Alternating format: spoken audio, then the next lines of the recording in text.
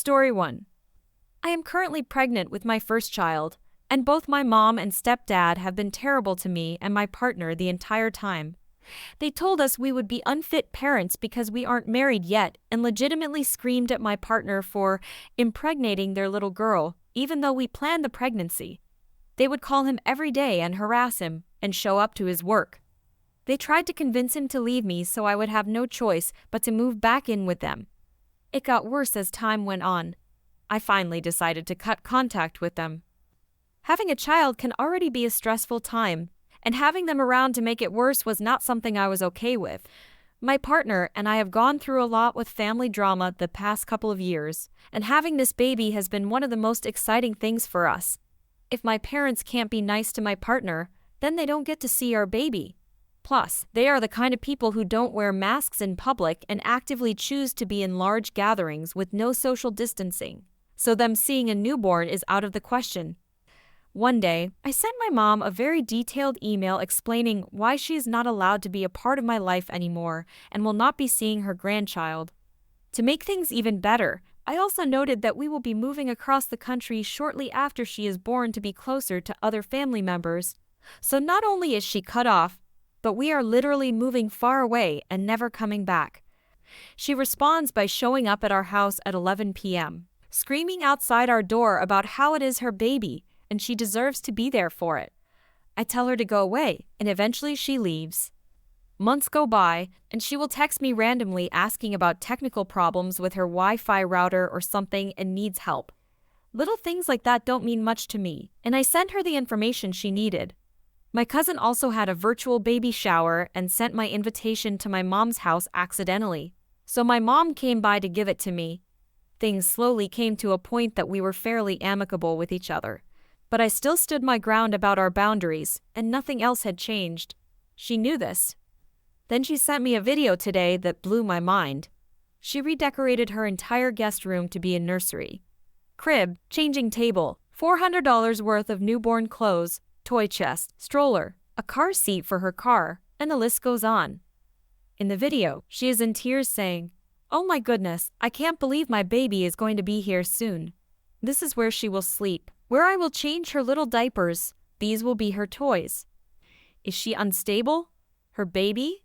Sleeping and living at her house? What? So I call her up immediately and I reiterate that we are still moving across the country soon and that she will have no contact with the baby before that. Her response? "Oh, okay, we will see about that." Genuinely confused. What part of "you will have no contact with this baby" does she not understand or thinks will change in the next few weeks when she is born? Is she planning on taking her from us? I am at a loss for words. Edit. Wow, so many great tips from you guys. Thank you for the advice. I showed my partner the comments I have been getting, and I think we are starting to take this more seriously and will be contacting a lawyer on Monday. I wanted to mention a couple of things to clarify as well.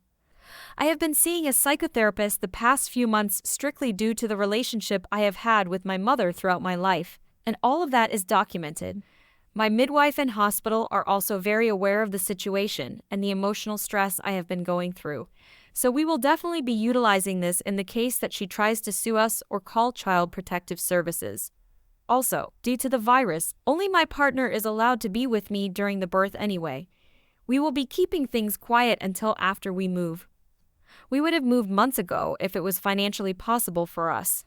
We also spent a lot of money on my birth center here that is non-refundable. She is due in August, and our lease ends in September. We already have everything set up to move, and our other family is helping us out. It's just a waiting game at this point. My partner is my power of attorney if something happens to me during the birth. We are currently in a state that is against grandparents' rights. The only way she would be able to sue for visitation is if both myself and my partner were deceased. Even after we move, she still cannot file for grandparents' visitation rights if she is living in this state. Story 2. Oh my goodness, so glad I found this community.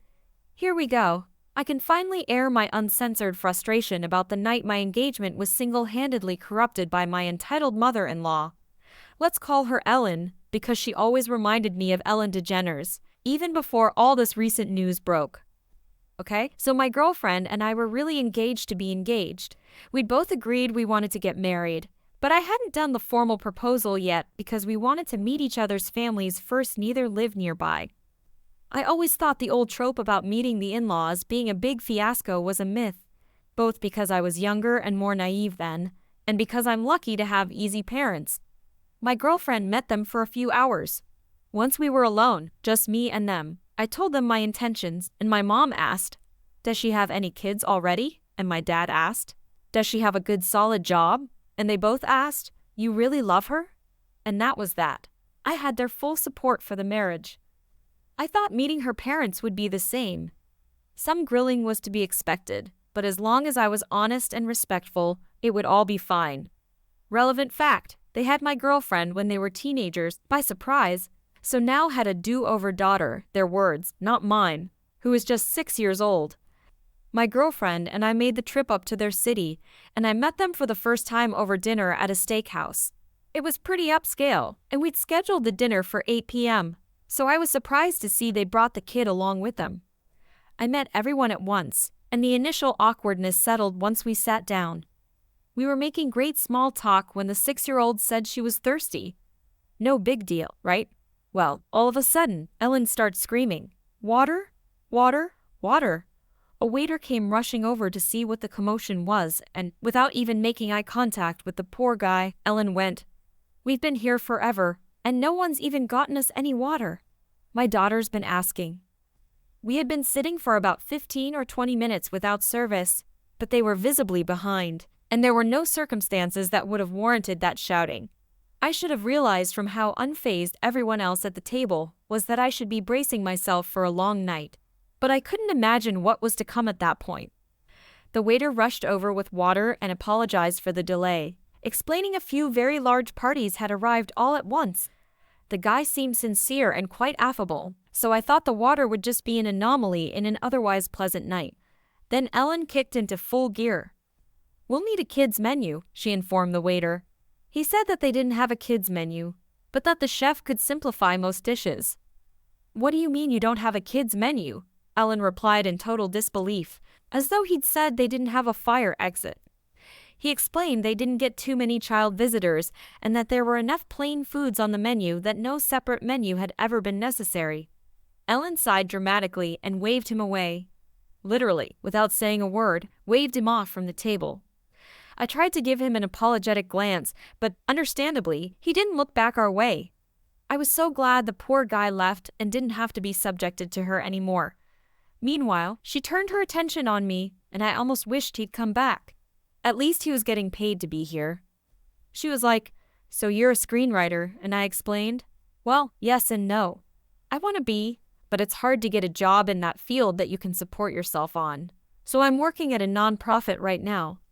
There's a screenwriting component to the job though, so I'm really happy there." Ellen turned to her 6-year-old and went, "Hear that, hun? You want to be sure to snag a man who works for profit. Learn from this. It's not too late for you." I couldn't tell if she was trying to be funny or not, so I just let it pass, looking over to my girlfriend to see if she was even considering speaking up on my behalf. Nope. The waiter came back, visibly nervous. That hurt because he was so relaxed and personable at the start of the meal. He asked if we'd like to hear the specials before we ordered, and Ellen said sure. Here's how that went. Waiter, first, we have a lightly seared strip steak. Ellen, next. Waiter, okay. Then we have a broiled leg of grass-fed. Ellen, next. Waiter, we have a pasta primavera mixed with. Ellen, next. And on until he'd gone through all 7 or 10 specials, even though she ultimately ordered off the menu, a plain ribeye, well done.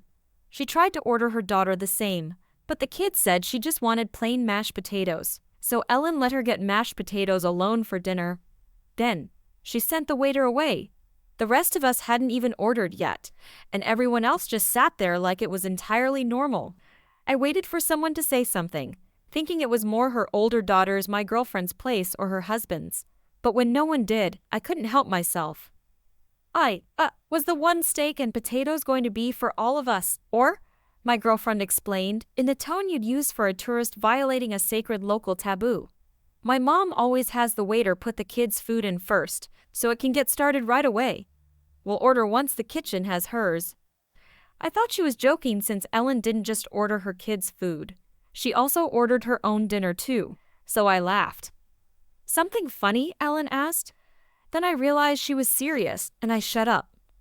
Thankfully, her dad at least recognized that what was normal for them might not be as regular to me and tried to lighten the mood with a change of topic. But not even 10 minutes after we'd ordered, I guess technically 5 minutes after we'd ordered, 10 minutes after she and her daughter had ordered, Ellen started again. Another table, that had been there long before we were, got a side order of mashed potatoes with their meal. Ellen threw a total conniption. She was sputtering so inaudibly that none of us could figure out what was wrong at first. Finally, she managed to flag down some busboy who barely spoke English and began laying into him like he just sideswiped her on the freeway. He kept trying to explain he wasn't a server and he could go get one. But she wouldn't stop to breathe long enough for him to find someone who could actually help. All the while, I kept looking at my girlfriend for signs of embarrassment, or at the very least irritation. But you wouldn't have known if she was even hearing any of this. Our waiter came over, somehow still feigning a smile despite knowing what he was walking into, and Ellen actually goes, "Why did that table get mashed potatoes and ours haven't come yet?" The waiter kindly but concisely explained, "Well, ma'am, those people ordered potatoes before your party had placed their order." Ellen looks this man dead in the eye finally and says, "Well, it doesn't matter when they ordered it. My daughter is the youngest one here. Her food should come out first." You could tell the waiter was working hard to restrain himself at this point. He explained it was a first come, first served policy and age didn't help one way or the other.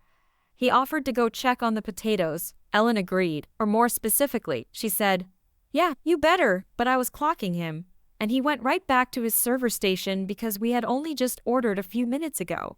3 or 5 more minutes passed, during which we could have no other discussion at the table except how awful this restaurant was, how hungry the poor baby was who hadn't said a word about being hungry this whole time and was contently playing her loud tablet game, without headphones, disturbing all the other diners around us, and how America has lost all respect for motherhood because it's just a me culture now.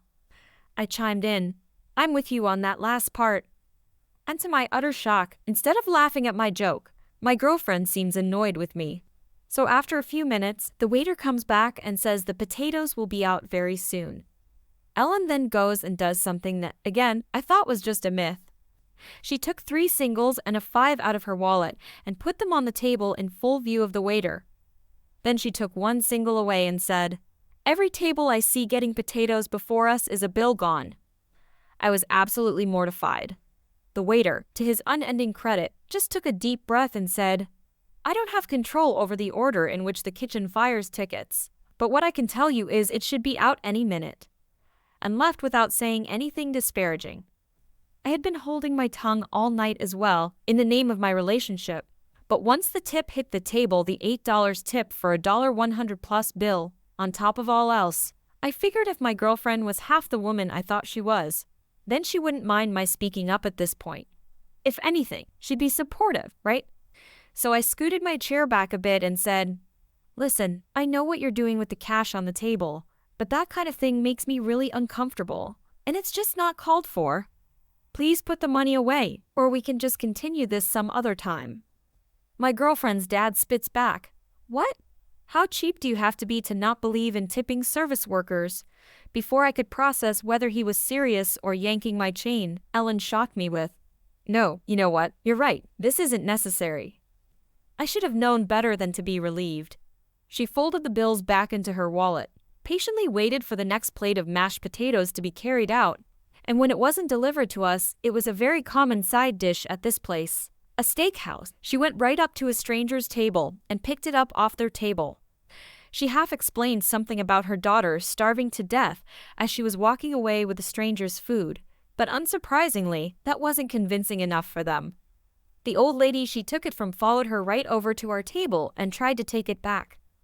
I was already searching for my coat tag in preparation to go, but a shoving match was beginning to unfold between Ellen and an elderly woman with a tennis ball walker, And far be it from me to sit through all that had happened only to leave just as the night was getting interesting.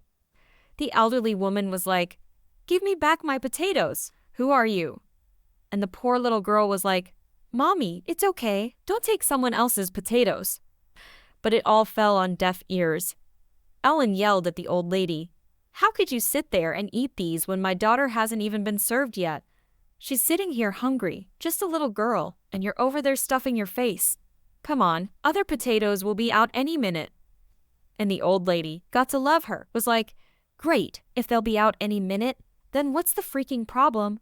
To which Ellen still found holier than thou ground, gasping, "Language, please." Finally, the waiter, and this time someone higher up as well, I think the manager, thank goodness, came over to separate them, as they had begun to raise their voices and cause a disturbance. Staff had already asked Ellen to turn down her daughter's tablet multiple times without heed, and I'm guessing the waiter informed management about the tip on the table stunt she pulled because this was their final straw. They told us we were going to have to leave the restaurant. "But we don't even have our food yet," Ellen complained to the guy. This was clearly not the manager's first rodeo. "You can take the food that's already been served free of charge. Everything else will be canceled. Please leave immediately." The old lady didn't miss her chance to knock the potatoes right onto the floor so we couldn't try to take them with us. Nothing else had been served yet, so we had to leave without any food. When my girlfriend and I were finally alone in our car, she said, "Can you believe that?" And I said, "Not at all. And I really can't believe you didn't warn me." And she went, "How could I have known about any of that?" And, confused, I asked, "Is she not usually like that?" Even more confused than me, my girlfriend asked, "Who?" "Your mom." What's my mom got to do with the terrible service at that place? That was the beginning of the end of our relationship. The fact that she didn't see anything wrong with her mom's behavior, and that I'd be marrying into that situation, shook me too deep. We both dodged a bullet in more ways than one. In hindsight, we weren't right for each other, regardless of who her family was. Her mom saved us both a lot of time and heartache, helping me realize in one night what would have probably taken us years otherwise. Within a month, we'd moved into separate apartments and gone on a break that ended up lasting forever. I'm not sorry I won't see you again, Ellen. I am sorry any waitstaff ever will, though.